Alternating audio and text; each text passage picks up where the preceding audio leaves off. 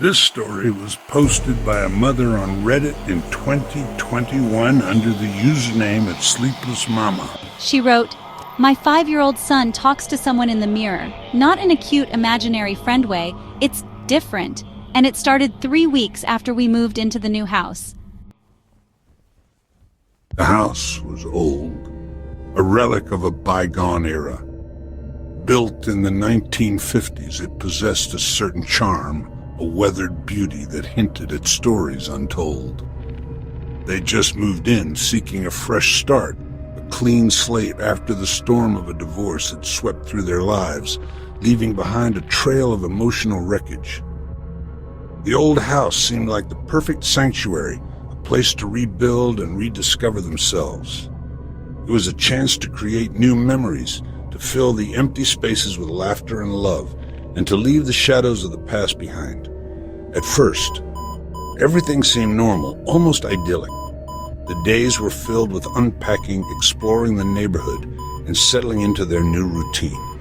But as the weeks passed, an unsettling pattern began to emerge.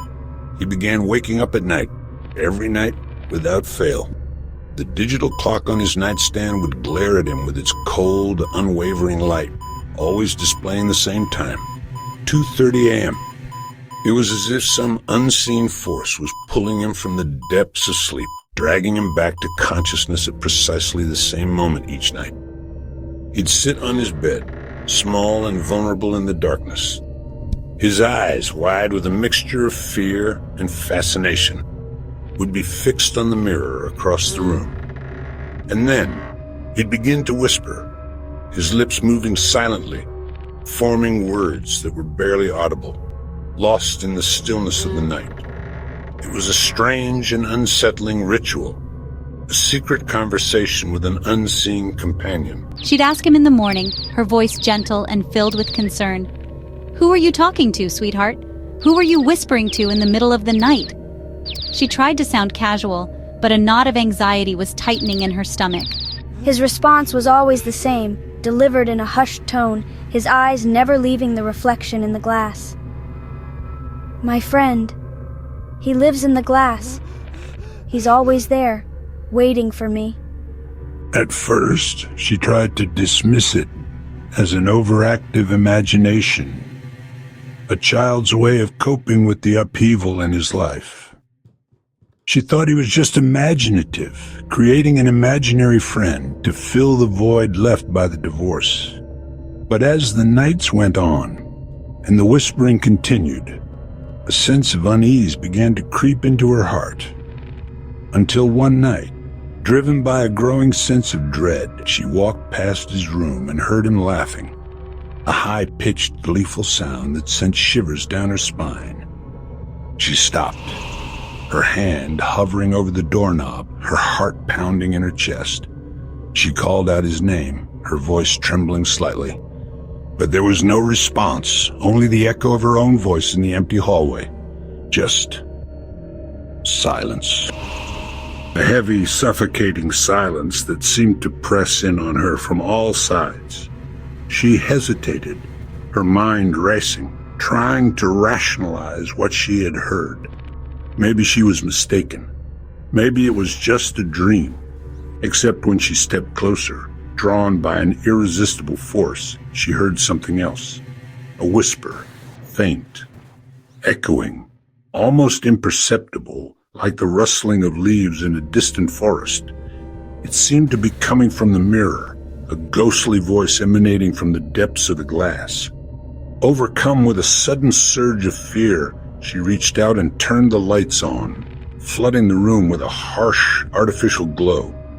Her son looked at her, startled and confused, his eyes blinking in the sudden brightness. He looked towards the mirror, then back at his mother, and in a voice barely louder than a breath, he said, "He says you shouldn't come in when we're playing," he whispered, his eyes wide with a strange, unsettling intensity. The handprint on the mirror seemed to solidify, becoming clearer, as if the entity on the other side was growing stronger, more present. The fresh start they had hoped for had turned into a terrifying descent into the unknown, a battle against a force they couldn't understand. The mirror was a tall, vintage one, its ornate frame hinting at a history far older than the house itself. Built directly into the wall, it was impossible to remove without significant renovation. It came with the house, a silent, reflective observer of every moment within those walls. It dominated the room, casting long, distorted reflections in the dim light. She tried to ignore it, to dismiss the unease that settled in her stomach every time she caught its reflection out of the corner of her eye. Told herself it was just stress, the pressures of a new home, a new town, a new life. Sleepless nights were attributed to unpacking strange noises, to the settling of an old house. She tried to rationalize everything, until the drawings started. They began innocently enough, simple shapes and colors, the typical artwork of a child exploring their creativity. But then the subject matter shifted. He began drawing a man, a tall, shadowy man with long arms, no eyes, and standing in front of a mirror. The figure was always the same, a stark silhouette against the bright colors of the crayon. The mirror, always present, always reflecting. Nothing. Every single drawing. The same figure, the same mirror, repeated endlessly across the pages. It was becoming an obsession, a fixation that consumed his every waking moment. The drawings were piling up, a silent testament to something unseen. She got rid of the crayons, hoping to erase the image from his mind, to break the cycle of obsession. She thought that if she removed the tools, the drawings would stop. She was wrong. He scratched into the walls instead. The crayons were gone, but the need to create, to express the image that haunted him remained. He used anything he could find, his fingernails, a discarded toy, anything to etch the figure into the very fabric of the house. And in the dead of night, she could hear him scratching, always scratching. The sound echoed through the house, a constant reminder of the darkness that had taken root within their home. After weeks of sleepless nights and mounting dread, she felt a desperate need to try something.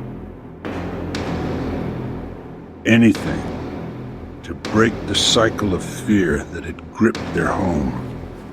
The stories her son told were becoming increasingly disturbing, filled with whispers and shadows emanating from the old mirror. So, with a heavy heart and a sliver of hope, she decided to cover the mirror. She hoped that by shielding her son from its reflection, she could also shield him from whatever malevolent presence seemed to be lurking within. That night, the silence was shattered. He screamed. It wasn't a normal childhood cry of fear or frustration. This was a primal, gut-wrenching scream, unlike anything she'd ever heard him scream before. It was a sound that clawed at her soul, a sound that spoke of pure, unadulterated terror. The scream echoed through the house, a chilling testament to the unseen horrors that seemed to have taken root in their lives. Driven by a surge of adrenaline and a mother's instinct, she ran to his room. Each step was a frantic attempt to reach him, to shield him from whatever nightmare had taken hold. The hallway seemed to stretch on forever, the shadows playing tricks on her eyes, amplifying the sense of dread that filled the air. She found him sitting bolt upright on the bed, his eyes wide with terror, fixated on the now covered mirror. The sheets were tangled around him, a testament to his frantic movements.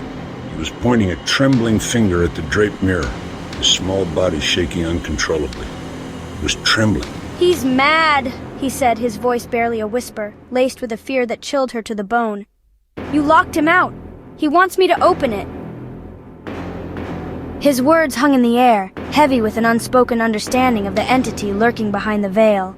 The next morning, a fragile peace settled over the house. but it was a deceptive calm. As the first rays of sunlight streamed through the window, casting long shadows across the room, she noticed something amiss. The white sheet, which had been so carefully draped over the mirror the night before, was now crumpled on the floor, lying in a heap at the base of the exposed mirror. The mirror cracked. But it wasn't shattered. It wasn't broken into a million pieces. Just one long, jagged crack running vertically down the surface, like a scar marring its reflection. It was as if something had pushed from inside, exerting immense pressure until the glass finally yielded. The crack served as a chilling reminder that whatever was behind the mirror was still there, perhaps even stronger, and definitely not happy. She called a priest. The mirror was an old spiritual conduit, a gateway. He refused to bless it, told her to remove it from the house. But it was built into the wall, cemented. She called a contractor. He came over, started drilling. Midway through, he stopped, pale, shaking. He called her into the room. Behind the mirror was a small sealed space. Inside it, a child's shoe, a broken doll, and a piece of paper with her son's name written on it. She had never told the contractor her son's name. That night, she took her son and left. They never went back. But sometimes, when he sleeps at his grandmother's, she catches him staring into the bathroom mirror, smiling, like someone smiling back. Would you have removed the mirror? What would you do if your child talked to something no one else could see? Let us know in the comments below. And don't forget to subscribe for more real horror stories every week. But if you ever hear a voice from your mirror, don't answer.